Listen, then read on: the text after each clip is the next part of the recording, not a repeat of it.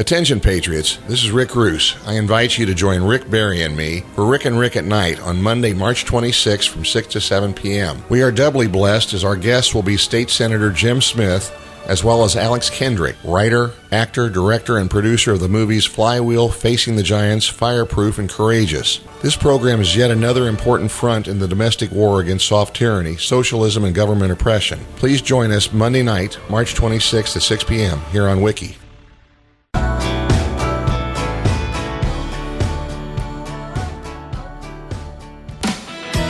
The Ohio River Valley's best country. Thanks for listening to 95.3 WIKI, Carrollton, Madison. The following program is paid for by the Rick and Rick at Night Show.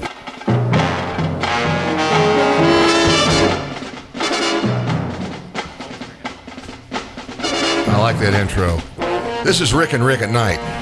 We're the voice of liberty here in the Ohio River Valley. This part of it, we're kind of upriver from Les Name, and he's got the voice of liberty down in Louisville. I'm Rick Roos. My partner Rick Barry and I are delighted to be here once again. How are you, Bulldog? Doing great, Rick. Doing great. We'd like to welcome our good friend, Indiana State Senator Jim Smith, who's in studio with us tonight. How you doing, Senator? Great to be here. Thanks. Senator Smith, good to see you. Good to see you. We'd like to shout out, as is our habit on the show, and express our true thanks to our friend Doc and DuPont and so many others who have served our country so valiantly over the years.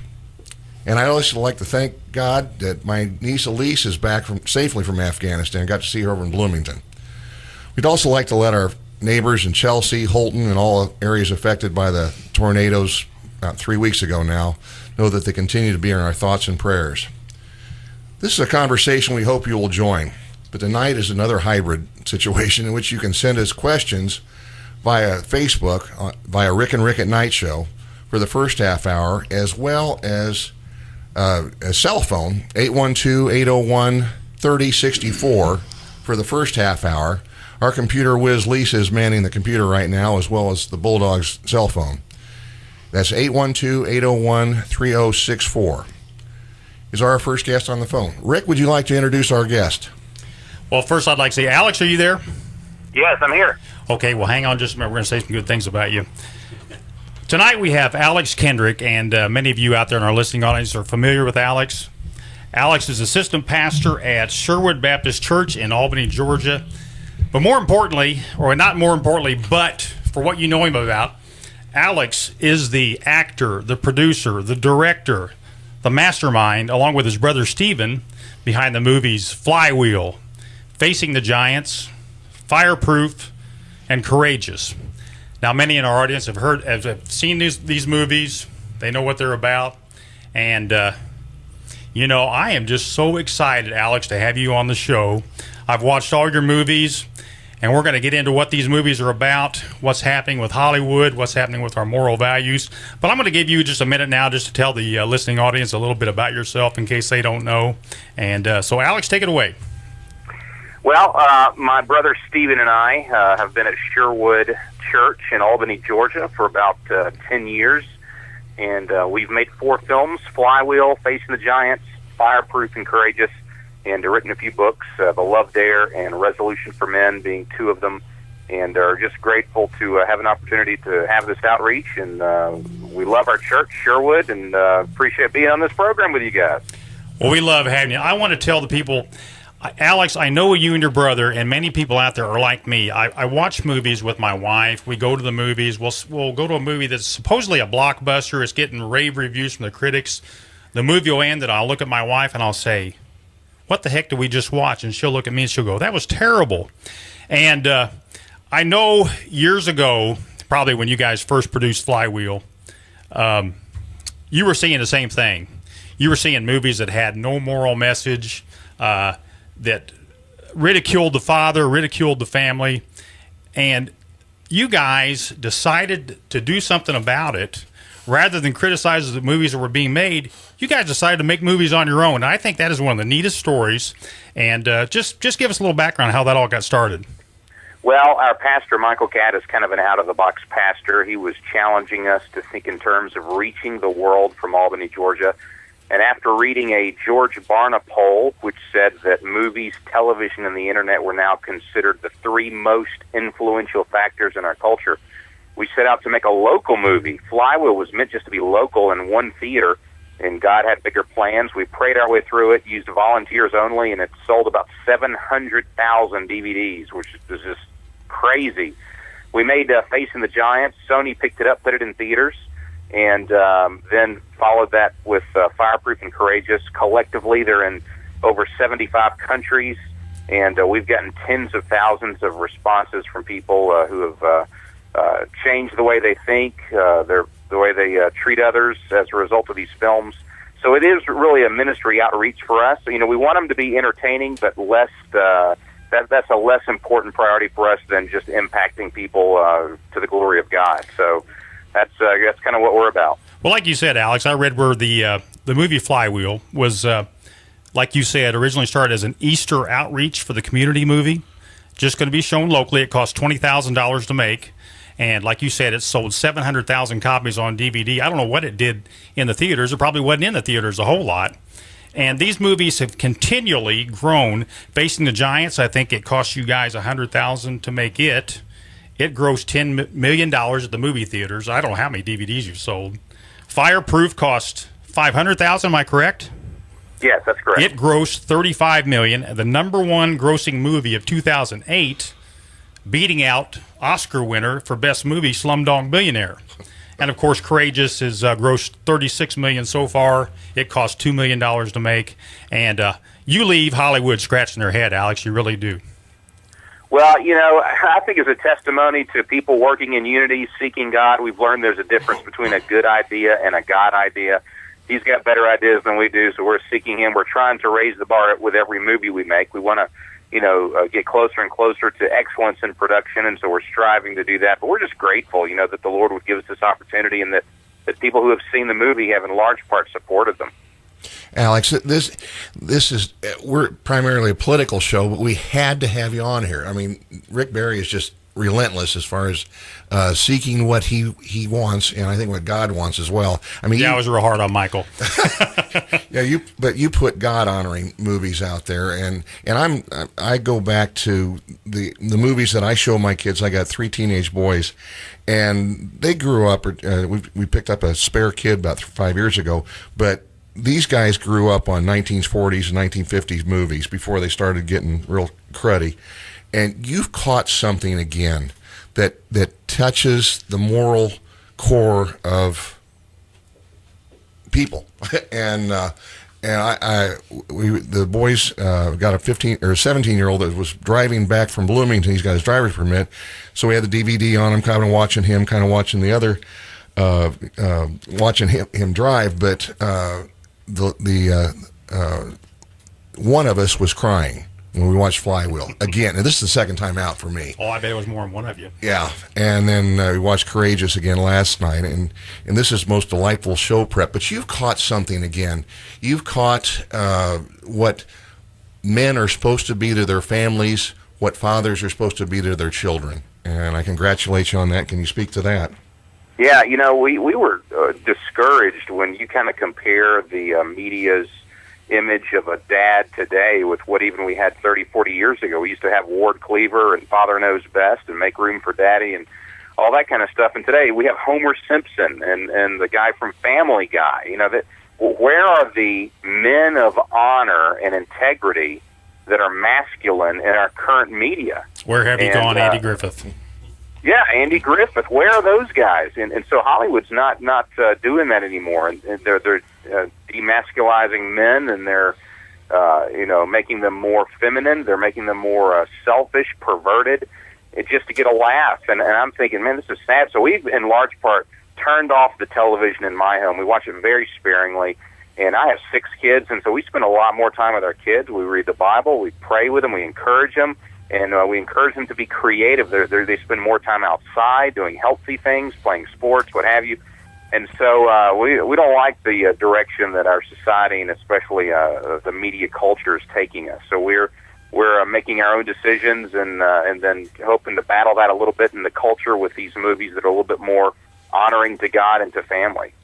This is Rick and Rick at Night. We're talking to Alex Kendrick, an actor, writer, producer, and director of Flywheel, Facing the Giants, Fireproof, and Courageous. Alex, it seems like every movie got a little bit broader in its scope as far as, Flywheel, as far as a man's relationship to his family as well as business. Facing the Giants as far as, a man with regard to the a group of kids as far as the masculine role they're supposed to have. Fireproof, a man and his wife primarily. Been Courageous. I mean, you just knocked it out of the park as far as Rick was talking about. He got it on YouTube as far as your ending or soliloquy on the end. I mean, it's powerful stuff, and every time you keep getting a little bit bigger. Is that well? Yeah, well, we spend a lot of time praying through this, and we do want to reach the masses. And I understand not everyone's going to like our films, and that's okay. But at the same time, if we can call to the honorable part of men, that part that wants to be the provider, the protector, that wants to be a man of integrity and do something greater than himself. When we do that, and of course in the movie we show these dads getting together, holding one another accountable. They go through this resolution ceremony, if you will, where they're just kind of pushing each other to be men of honor. And not all of them make it by the end of the movie. But at the same time, we want that. We want that call to be an honorable hero back to men, to stand up for what's right, to walk in integrity, to love their wives, love their kids, and honor God. And so that's really a burden that we have. So our movies will almost always reflect some aspect of that. Alex, this is Rick Berry again. Are you getting any feedback from Hollywood? I mean, obviously, Hollywood is in the business to make money, and they've had some really lean years. And when they see something like what you've done with your movies grossing 30 times what it cost you to make them, do you get any people from Hollywood calling you saying, "Hey, how are you doing it? Maybe we want to start making movies like that," or are they still in denial, pretty much, as to what you're doing? Well, it's funny. I've had a couple of conversations with some studios out there, and one of the executives out there said, Alex, we know what to do with, say, a Tom Hanks movie that's a romantic comedy. We know how to promote it. We know how to market it, and what kind of money we need for it. We know how, we can guess pretty closely how it will be received. And we've got a formula for every type of movie. You guys, we have no clue what to do with you guys. So you don't match our formulas. There's really not a pigeonhole to put you in, and so and it's hard for us to guess what they're going to do. We were told that Fireproof was going to do 12 to 15 million, and it did in the mid-30s. And then we were told that Courageous, we were cutting our audience in half because it was mainly for men and not so much for women. So they said, you're cutting your audience in half. This could do less than Fireproof. Well, it did more than Fireproof. So I love that they kind of scratch their heads and say, well, we like you guys. We just don't understand you. But, guys, it is a ministry for us. It's not so much about entertainment. We do have a theme that we believe in, a message we believe in, and we want to call to that, again, that more honorable part of people, to seek God, to honor Him. And we think God is pleased with that.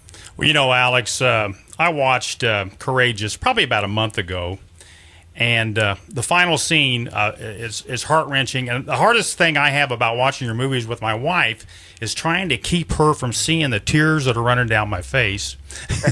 I mean, and I don't rent movies that Hollywood makes any longer that do that to me. And I can remember movies in the past, years ago, that did do that. And somehow Hollywood's just fallen completely out of touch. But I remember when Courageous ended, I looked at my wife and I said, is there still a chance for me to do better? And my girls are 20, 24, and 21. And I think I said, Anna Laura, I said, is it too late for me? And she said, well, it's never too late. But that's what the movie did to me. I thought, my gosh, I looked at some of the moments in your role in that film where you had to flash back to things you didn't do as a father. Very touching scenes, and it made me reflect on my kids. And I know that's what it did to fathers across the country that have seen the movie. And that is the powerful message that you got across to men. And I think it's the only movie I can think of that's done that in the last 20 years.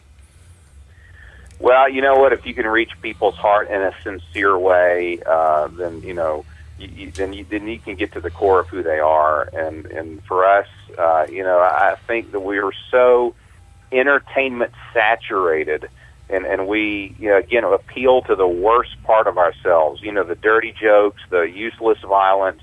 We're appealing and to stimulate the mind, and we're Hollywood aims for the worst part of who we are. So we're trying to do the opposite. And again, I don't mean to take shots at Hollywood. You do have a good movie coming out of there once in a while, but I'm just saying, we talk to each other about what we want people to feel and to be thinking when they walk out of the movie theater, and we want those to be honorable things. We want them to want to be people of integrity and want to love one another and make the decisions that make life better, especially in the eyes of God. So yeah, I appreciate you saying that. If we can make you laugh, make you cry, and give you a well-rounded movie-going experience, that's that's what I want to do when I go see a movie. I'm hoping it's good. I'm hoping it entertains me, but leaves me with something that's worthwhile. Well, and I'm glad you said that, Alex, because I'm talking about the poignant moments of the film, the parts that make you cry. But your movies also make you laugh. There's some very funny parts of the movie, and that, to me, that's the best kind of movie, the kind where you laugh, you cry, you think, and you walk away saying, hey, I'm going to be a better person. And I know that's the message you're trying to convey to the audience. Hey, make people think and be a better person.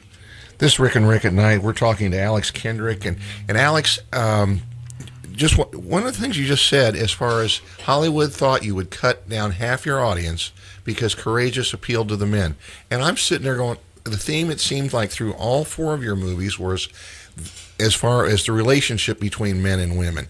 And I'm sitting there going, we've gotten the sissification of man over the past 30-some years. I know I'm older than Barry, but it just seems like we've got. It seems like your movies reach to what the proper relationship between men and women should be.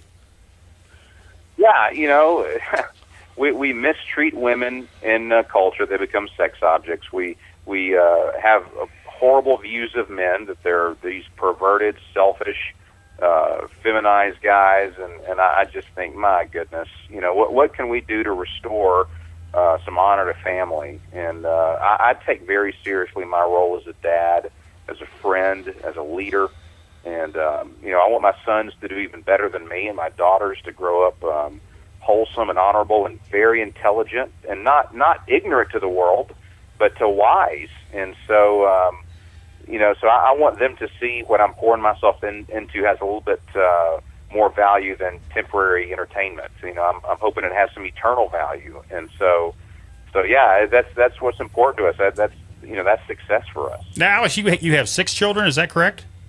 I have 6 children. My oldest is 13. My youngest is 3. And they've all seen your movie, whether they understand it or not. Is that right? Oh yeah, my kids in many ways, and my wife are my test audience, and so I warn them, the little ones, when the action's coming. But when they see Dad in it, and they know a lot of the things that go into making movies, they know that it's a film, it's a story, and so they can handle it pretty well. One of the things I would like to do, if I ever had the time, I'd like to come down to Albany, Georgia, and just go to one of your church services. I think that our listening audience also needs to know that your movies are comprised mostly of members of your congregation. I mean, you're not getting high-priced actors. You did get Kirk Cameron, but for the most part, most of your actors are members of the church. Is that correct? And most of your crew? Oh, yeah. We had 1,600 volunteers, mainly out of our church, to help us make Courageous, for instance. And I cannot tell you what it does when you have stay-at-home moms, senior adults, from homeschool kids to when everybody else gets out of school or work. They come in the evenings and they help out. 1,600 people that take ownership of this. And, when you're dealing with volunteers, they're not watching the clock. They're doing it because they want to be there, because they love to be there. So we have unity on the set.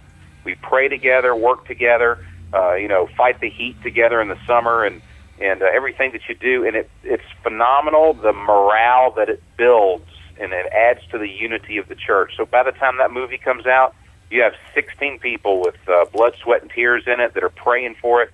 And, man, I can't tell you what that does for us. That has got to be one tight-knit church. You talk about rallying around a cause. when you guys finish a movie, say like when you finish Fireproof, do you have a premiere in Albany for the congregation? Do you guys get to view the movie first, or We does do. Yeah, absolutely. We show our church months before everybody else sees it, and then we do a big premiere at the Fox Theater in Atlanta. And that's just because we shot it in Georgia. You know, we tried doing a premiere for Facing the Giants out in Hollywood, and then we kind of looked around at each other and said, "Why are we doing this here when we could do it in our home state?" So for Fireproof and Courageous, we did Fox Theater premieres, and we just loved it. So that must be one of the neatest experiences. I want to talk about just a little bit about the critics, and I kind of put the critics in the same category as Hollywood. There's a website called Rotten Tomatoes, and I know, Alex, you're familiar with that. And Rotten Tomatoes, pretty much what it is, it's they take however many reviews there are in a movie, and they average it out percentage-wise as to how many critics liked it, whether it's 30%, 40%. Your movies are unique in the sense that the critics don't give you a very high rating, and that's to be expected with writers and newspapers. I think Fireproof, you got like 33% approval from the critics, but you got 98% approval from the people that watched your movie. The people that really count. And I think I read an article on this. It said, never in the history of Rotten Tomatoes has there been such a discrepancy between the people that pay to watch your movies and the critics that criticize it.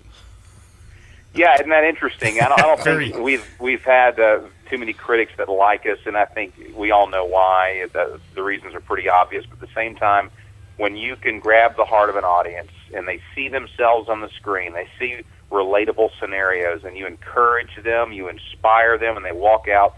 You know, Hollywood's looking for a certain artistic slant, and in many cases, a liberal slant, if I can be that honest. And they're not finding it in our films, so that we expect low ratings, and that's okay. We can roll with that. But the people that go see the movies that are impacted, that's what, as you noted, that's what matters more to us. Alex, it's Rick Russo, and we're talking to Alex Kendrick on Rick and Rick at Night, the voice of liberty here in the Ohio River Valley. And Alex, as one thing, and I know that you wrote the book Fireproof. You've written several books, but you also wrote The Love Dare. Can you speak to that to our audience, what The Love Dare is? Oh, yeah, and that was I can't even put into words what that did for us. We made the movie, and my brother Stephen and I wrote about this love dare as part of the plot of Fireproof. While we're making the movie, the crew, the cast, and everyone associated with us kept saying, I would want to do this with my spouse. When the movie was done, my brother took about 3 months, did all the homework, pulled passages out of the Bible, and we wrote The Love Dare for real.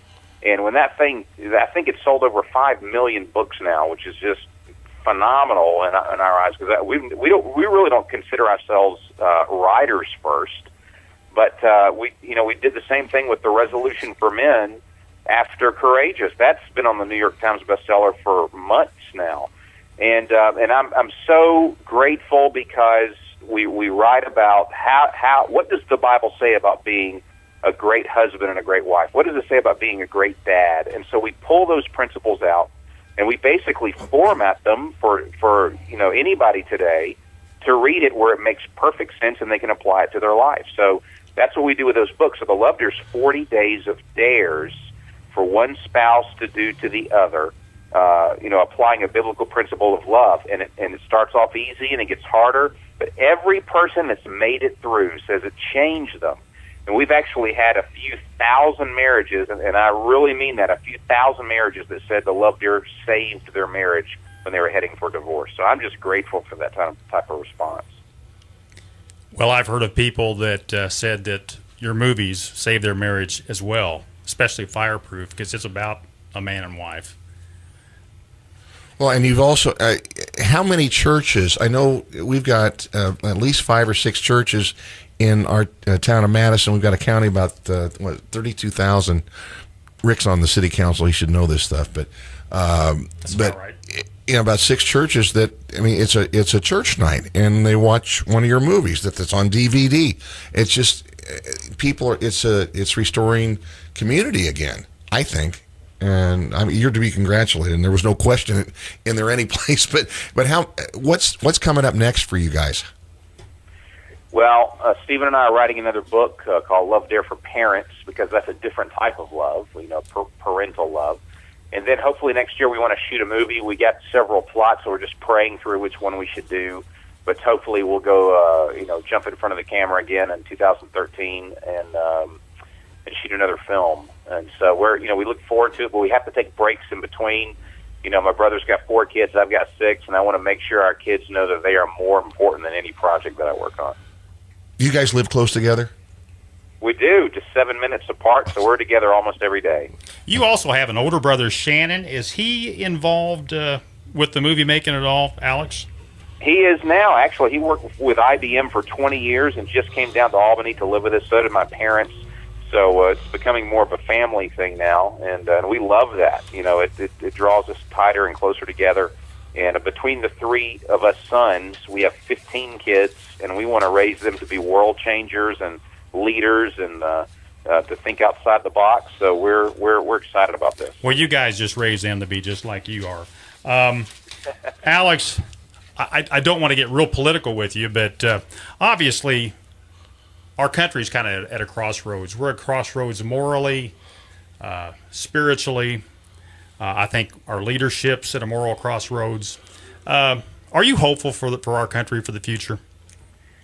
Well, this is how I'm going to phrase this. One of 2 things is going to happen to America, and I love my country, but one of 2 things is going to happen. We're either going to go through desperation and come together in prayer and unity, or we're going to go through devastation.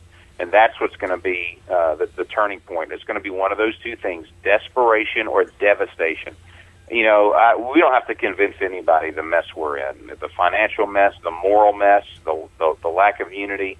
And when I read my Bible and I see the things that happened to all the nations in the Bible, and then when I read my history book and I'm looking at Germany and I'm looking at Greece and I'm looking at Russia and all the things, and they've been down the path that we're currently going down. And I say, what is going on? So I am praying for either the leadership to dramatically change their thinking, and it's going to have to take an act of God, or praying for new leadership. That's what I'm praying for. Well, Alex, amen to that. I want to let you know that I'm Catholic, and something has happened in my church that I didn't think I would ever see in my country. And our church has begun praying. We have an intentions portion of the Mass where we pray for different things. The last few weeks, we've been praying for protection from the federal government. And that is shocking. I think it goes over some people's heads. They don't pay attention. I'm sitting there and I'm thinking, I can't believe this is happening, that we have to pray for protection from our own government. And like you said, these are the kind of things that happened in 1930s Germany, and people were asleep at the wheel. And I know it's people like you, us with the radio show, we're trying to wake people up. This is out of the ordinary completely. How do you feel about that? It is, and it's getting worse. And we were promised certain things 4 years ago, almost 4 years ago, and they haven't happened. And we're going further into debt. We're becoming more closer to a socialist nation, and it's never ever worked in other countries the way it's been presented to us. And if you look at Hitler, even he said, if I can capture the minds and hearts of the youth, I've got everybody. And you look at this theme that's coming from Hollywood, from the government, going after our public schools, the way we think. And you and I are wise to it, and we're waking up to it. But if we do not fight for the next generation, our pastor tells us whoever wants the next generation the most is going to get them. And this is not the time to sit on the sidelines and complain. It's time to get on the field and honorably and respectfully fight, to do your homework, to do your research, to get involved with your government, local and federal government, and to pray. God's going to have to do some intervention as well. But if our churches do not wake up, because we're a spoiled nation, if our churches don't wake up, if we don't get out of our apathy, we're in a lot of trouble and things are going to get worse. When I was a young boy growing up and reading history, one of the things that always amazed me, I thought, how could the people in Germany sit back and let happen what happened? And I thought that will never happen in America. And the further we go along, I'm sitting back and I'm watching the things that are happening, and it's almost like the same thing's happening. People are sitting back and they're watching and they're saying no big deal, or just let this guy do what he's doing. It'll all work out. And I'm thinking, my God, it's the same thing that happened 70 years ago, and I'm witnessing it firsthand. I mean, that's the way I feel. It is. A country will go through 5 stages. You fight for your liberty. You go through your ingenuity. You go through your prosperity stage, which is the third one. Then you go through complacency and then apathy. And it's during that apathy, and that's where America is now. It's during that apathy where we had 11% of Republican voters actually go out and vote in some of the primary states. And you're thinking 11%, what is going on? When we get to an apathetic state, that's when leadership comes in with their socialist ideas and start changing the hearts of the next generation, because they don't know what happened in Germany or Russia or some of these other countries. They're not aware of it. You ask them who Adolf Hitler was, and a lot of 7th, 8th, 9th, 10th, 11th graders, they don't even know. And it's amazing. It's frightening. And so history is going to repeat itself unless the current leadership, unless the current adults in our country wake up and start doing something. And Alex, I think Rick Russo know this, but I think it was Congressman John Dingell, I believe. Is it Congressman Rick? Yeah. Slip of the tongue a couple years ago said we have to have health care in order to control the people. And I think he was on a live mic and he didn't realize he could be heard. But that's what a lot of people are thinking. Well, even Hitler, if you look at what Hitler did, he provided health care. But even Hitler said, if I can keep them entertained and fed, I've got them. And if you look at most people in America, if we keep them entertained and fed, they will follow that leadership. And oh my goodness, that is a lie. Where our country is sick.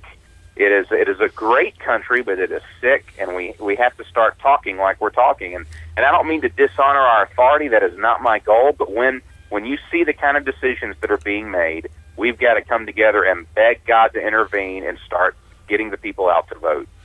Alex, I want to bring this to a close with your part, because we said we keep you for 30 minutes, and we're going to keep you for 30 minutes, and we'd love to have you back on at some point in time, if that'd be okay.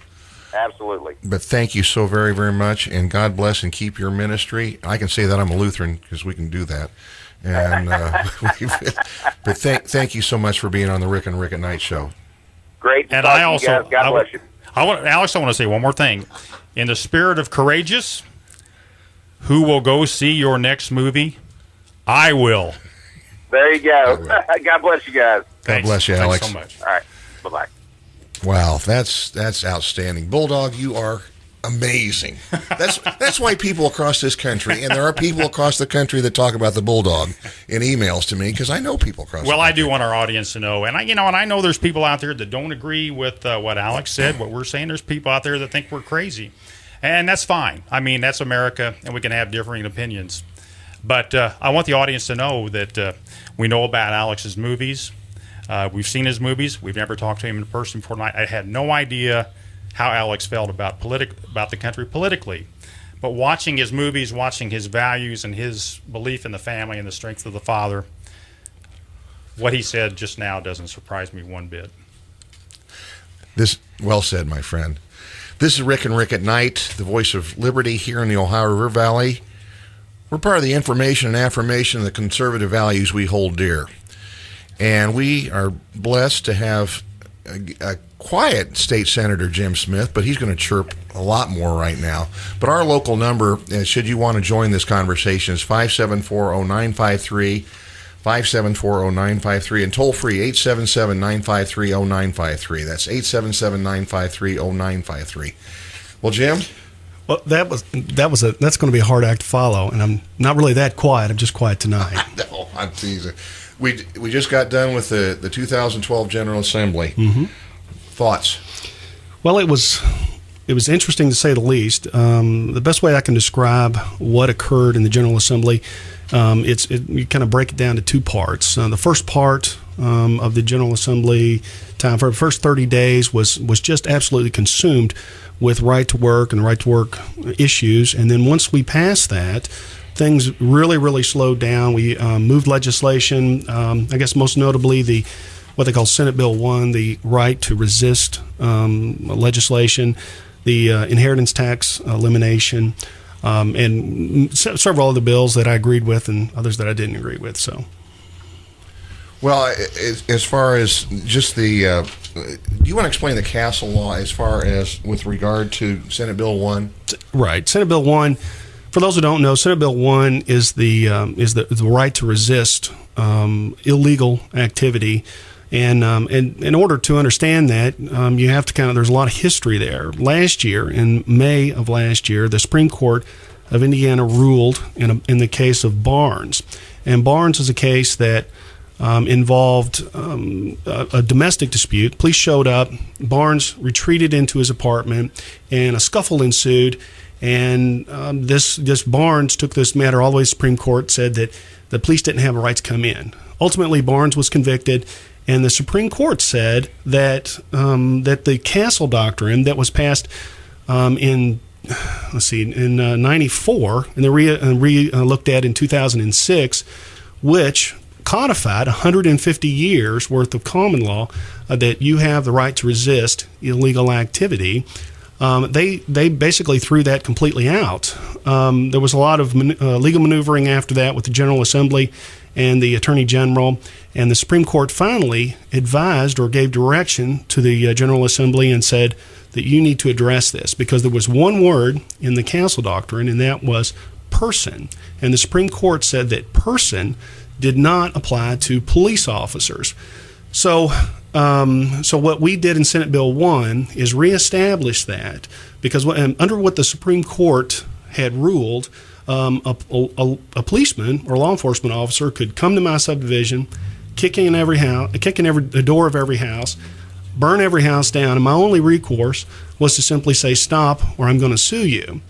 And so Senate Bill 1 addressed that. It gave more protection to the police officer than they had under the Castle Doctrine and all of the common law in this state. And so that's essentially Senate Bill 1. So it's basically gotten things back to where it was before the Supreme Court overstepped its bounds. That's correct. And it actually has ensured more protection to policemen. That's right. And it addresses with police officers, and it seems to be a touchy issue, but with police officers and all citizens, it only involves the right to use force and then deadly force as a last resort for illegal activity. That's kind of the key. So illegal. Mm-hmm. And I think I didn't read it. I got the Madison Courier. I think there was an editorial in the Madison Courier. Yeah. I don't know what it said. I haven't read it yet. I had to get over here. Yeah, right. But do they have the right idea of what's going on? I don't know. The Madison Courier hasn't talked to me in well over a year. It's impossible to get anything put in there. There's a lot going on in the General Assembly, and Madison Courier doesn't seem to think it's appropriate to print anything. Well, I know there's a lot of misunderstanding as far as that bill goes. And maybe, I can't tell you this, as an elected official, they will print your letter if you write a letter to the editor. Maybe you or one of the guys needs to write something to clarify what this bill is, because, boy, there's some misunderstanding out there. And this misperception, this misunderstanding came primarily from the FOP. Last year, when the Supreme Court made its ruling, the state police showed up. We had hearings on this, and the state police came and said that they were advising their troopers to operate under the old rule, which was the Castle Doctrine, and not to operate under the rule that the Supreme Court case.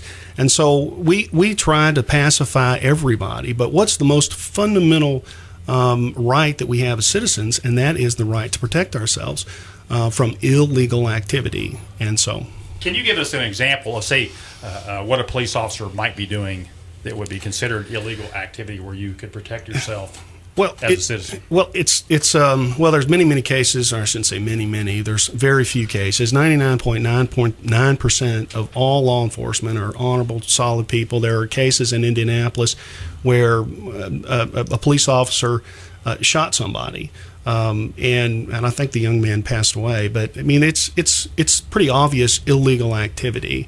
It doesn't change anything that they're currently doing. Absolutely. Well, I'm a member of the Police Merit Board, and I'm a big fan of the police force. So I think it's good that we talk about this tonight and kind of clarify. Absolutely. Well, it's a principal responsibility of government as far as protecting the citizens, and one way of doing that, primarily in the cities, counties, and states, is by virtue of their police. It's a very appropriate role. One thing, I got kind of sidetracked by some of these side issues, but one of the big issues that you got passed was the inheritance tax. It got little notice here in Madison. It was a big hit up in Indianapolis and all across the state of Indiana, as well as the nation, because Indiana, in the midst of this catastrophic or terrible environment, economic environment that we have, we're lowering taxes. The inheritance tax in Indiana is a $165 million annual tax. I authored the bill to eliminate it over a course really of about 3 to 4 years, and it went to the House. The House inserted language that would eliminate it over 10 years. It came back to the Senate from the House, and we shortened it to a 9-year phase out with an immediate increase in the amount of assets that are not taxable from $100,000 to $250,000, and that's a little technical, but it's from a Class A recipient, which is essentially your immediate family. So they went back, and it became effective January the 1st of this year, and it will be eliminated over the next 9 years.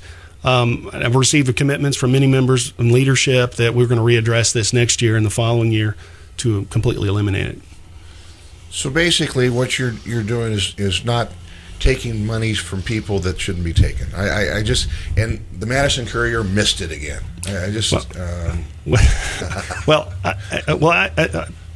Okay, but the citizens. I can say that, you don't have to. Citizens aren't going to miss it. I mean, they understand. This was really just simply an unjust tax, because these dollars have been accumulated in a person's lifetime. They've paid taxes on those dollars, bought things, accumulated the dollars, saved them, and then when they pass away, in order to transfer those dollars to their heirs, the state takes a portion of that's already been taxed.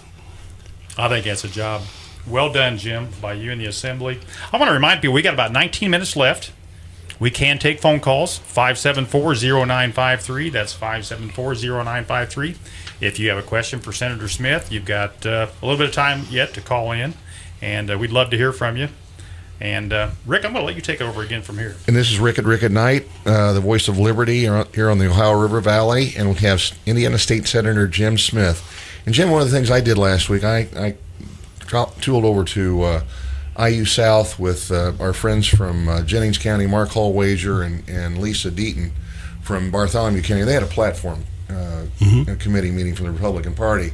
I said, I kind of like what some of the stuff you're doing, but you have the majority in the Senate, you have the majority in the House, yet we're, as conservatives, we want to conserve our monies. But it seems like, and you can speak to it or not, we saved $158 million over the next 10 years through prudent budgeting.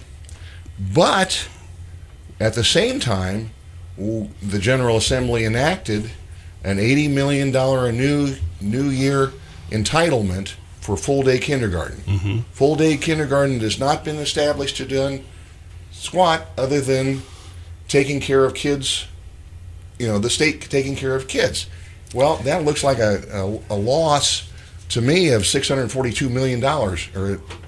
Well, I would certainly agree. It's $80 million annually to fund a full-day kindergarten. It was an objective, a long-term objective of the governor, and I voted against it. From what I understand, many school systems already have all-day kindergarten. Some people pay, some people don't pay, depending on their circumstances. But no sooner than this $80 million funding for all-day kindergarten passed, that the Democrats started chirping that it wasn't enough. It wasn't fully funded, and we're gonna be fighting this battle for many years to come.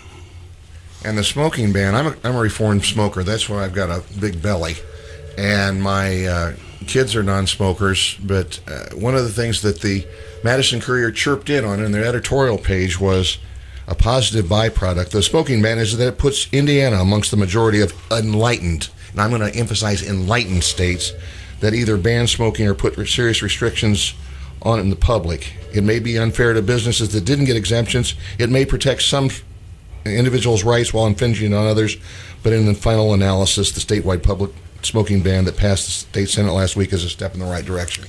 I submit to you this incrementalism, where does it stop? Well, I certainly agree, and I'm not very politically correct. I'm not even sure I know what enlightened means, frankly. But you're correct. The smoking ban, the so-called smoking ban legislation that was enacted, it was a very close vote in the Senate. And it's bad on many ways. It says that these people are special, or these people, we care about these people's health, but these people over here, we don't care as much about their health. The smoking ban didn't have much to do, if anything, about cigarettes or cigarette smoking, because if that was the fact, and if that was the case, then there would be a push to outlaw cigarettes in the state of Indiana. But the state generates about $500 to $600 million annually from the sale of cigarettes. And in light of that, now what we've done is we've taken a very small slice of people's freedom away. I believe we have a caller. Caller, are you on the line? Yes. State your name and go ahead and shoot us with a question. My name is Julie, and my question is about what the Supreme Court is hearing on Obamacare right now. Mm-hmm. Where does the state of Indiana fit in that? Are we not one of the states that wanted to contest the constitutionality of Obamacare? That's correct. We are one of those states that are contesting that. We also passed in the General Assembly, and I think it got little notice down here, but it was a compact. It was a healthcare compact, and I'm not exactly traditionally been a fan of these compacts, but it was a compact that's been signed, I think, by 3 states. And if it's signed by at least 4 more states, then it will exempt the state of Indiana from Obamacare. How do we do that? How do we get that to happen? What can people on the ground do? Well, keep voting conservatives into the General Assembly. That's first. But we passed that here in the state of Indiana in this past session, and so now it's kind of stuck until I think 3 or 4 other states, and it doesn't matter what states, but those states have to join in that compact. And Julie and Jim, I think Indiana was one of the first states. We were one of the first attorney generals to challenge Obamacare. I agree. Yes. Mm-hmm. And I'd also like to say that our state treasurer, Richard Murdoch, was the only state treasurer to challenge the Chrysler bailout, mm-hmm. which put secured creditors like his mom and dad mm-hmm. to the back of the line in favor of the UAW. So I think Indiana's been really proactive, and I'm proud of people like Richard Murdoch and people like you, Jim, that have taken a stand for Indiana mm-hmm. and for the country. And Julie, Kentucky has not signed on, but they have a vested interest in Obamacare going through. Because they're more of a welfare state, or? Well, they're not. I'd say they're more liberal by the way they have the governor that got in by virtue of not, politicking on anything other than that the guy he was running against was a mean, nasty guy. They got Rand Paul down there that chirps an awful lot our way. Mitch McConnell, he could be more helpful, but it's just basically the goosing the I think if liberal. I'm right, Democrat Kentucky is traditionally a red state, right? They used to be. Traditionally, yeah. And I don't get the red state. Hey, Julie, thanks a lot for the call. We really appreciate it. Thank you. Thank you. This is Rick and Rick at Night, Voice of Liberty here in the Ohio River Valley. Our local number is 574-0953 and toll free 877-953-0953. And I just wanted to alert people at the end of this month on April 28th, the Tea Party of Madison. That's a new name, but it's Tea Party of Madison planning on having another tea party, and it's going to be at the livery stable this time. And we're planning on having Congressman Mike Pence, or they are, at 11 o'clock, and we've confirmed that Senate candidate Richard Murdoch is going to be speaking at 11:30. And then there's going to be a debate of the conservative congressional candidates at noon. That's at the livery stable, Saturday, April 28th, down on Broadway. Now, Jim, one of the things that, what other things did you think positive came out of the General Assembly? Holy cow! I lived through it. It was just a really intense time in Indianapolis and in the lives of the members of the General Assembly during the right to work issue, which I believe was very, very important. I didn't see it was such an economic development tool as others members of the party did. I thought it was more of a freedom issue. And for those who don't know what right to work is, there's a lot of discussion about that. Right to work is a very simple piece of legislation. It covers probably about a half a paragraph. And it simply says that a worker, an employee, cannot be compelled to pay union dues as a condition of employment. It's already a law that they can join or not join, but then they have to pay something called a maintenance fee. And right to work says that you can't compel someone to do that anymore. Through that time, we had to deal with another series of Democrat walkouts, and they didn't call it walking out; they call it caucusing, and that's when one party or the other meets together and discusses things. So they continued to hold up the operations of the House by doing that. They had 40 members are Democrat, 60 members are Republican, but we needed 67 members to have a quorum in order to do business in the House. It's not the case in the Senate. We have 37 Republican members in the Senate and 13 Democrat members. So dealing with the walkouts or the delay tactics was tiresome sometimes. That's one.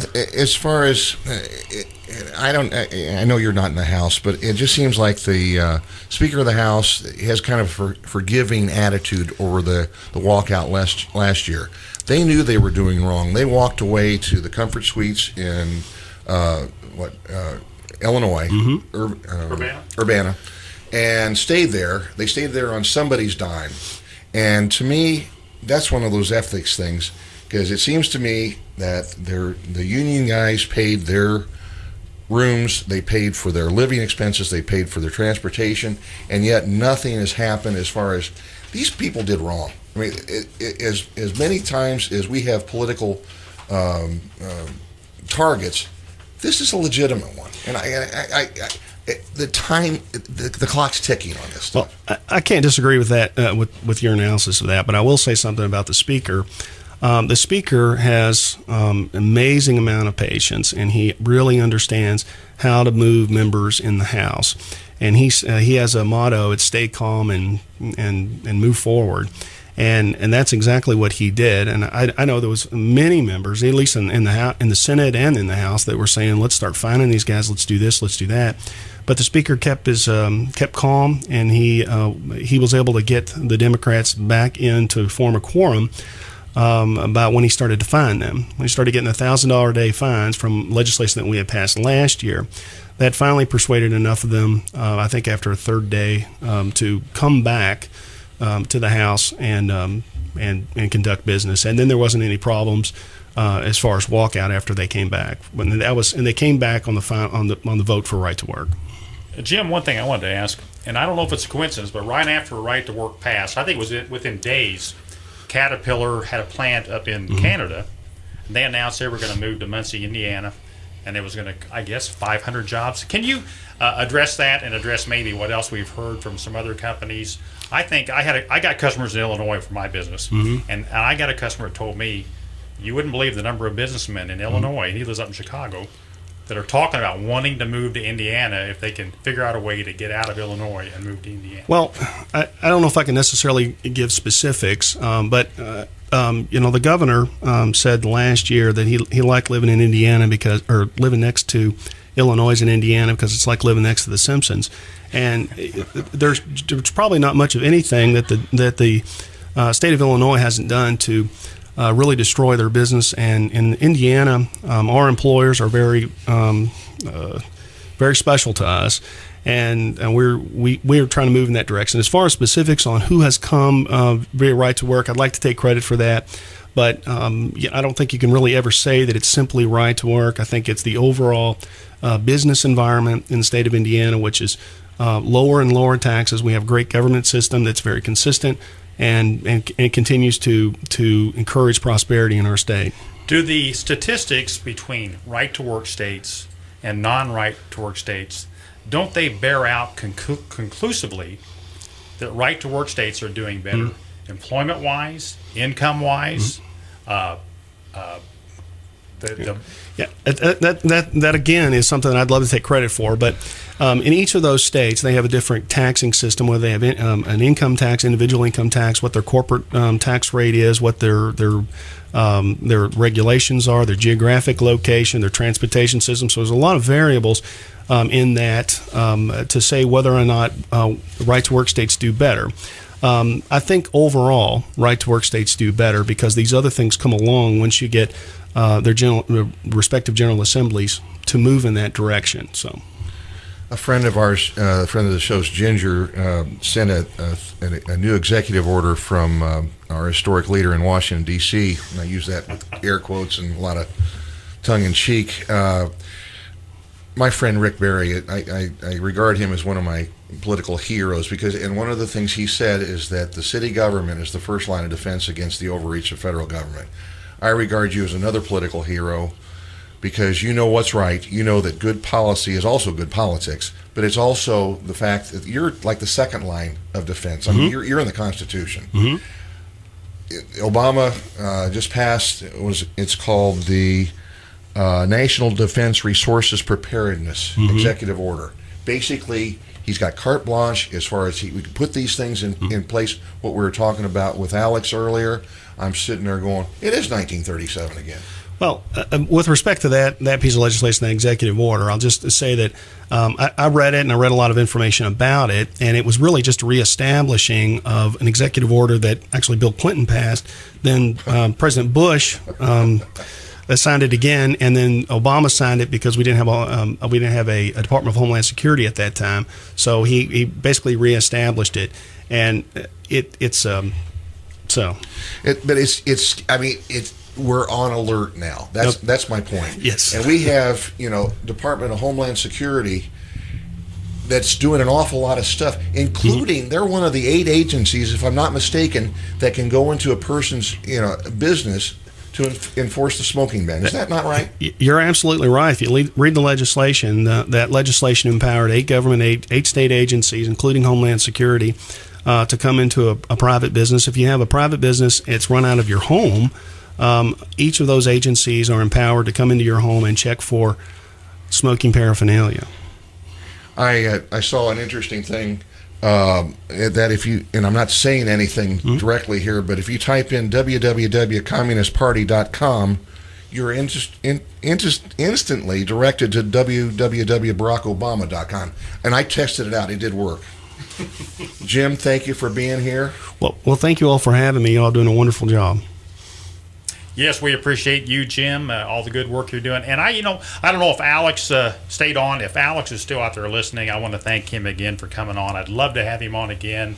Rick, we could spend a couple hours with Alex Kendrick.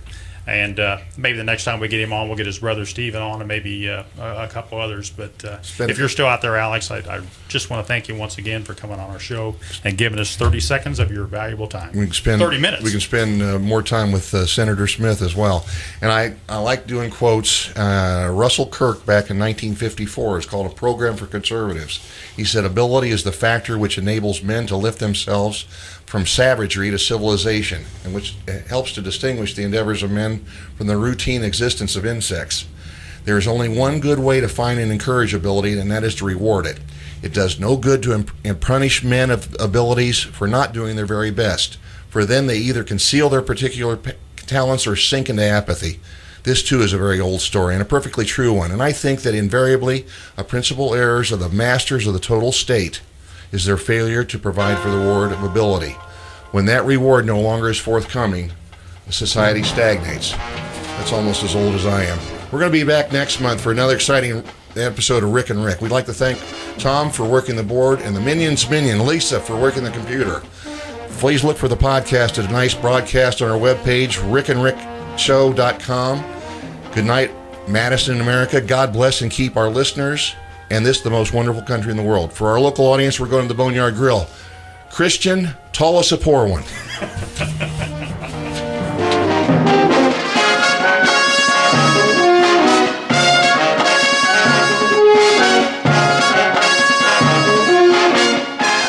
The The views and opinions expressed on this program are not necessarily the views of Wagon Wheel Broadcasting, WIKI Radio, its management, employees, or advertisers. Paid for by the Rick and Rick at Night Show.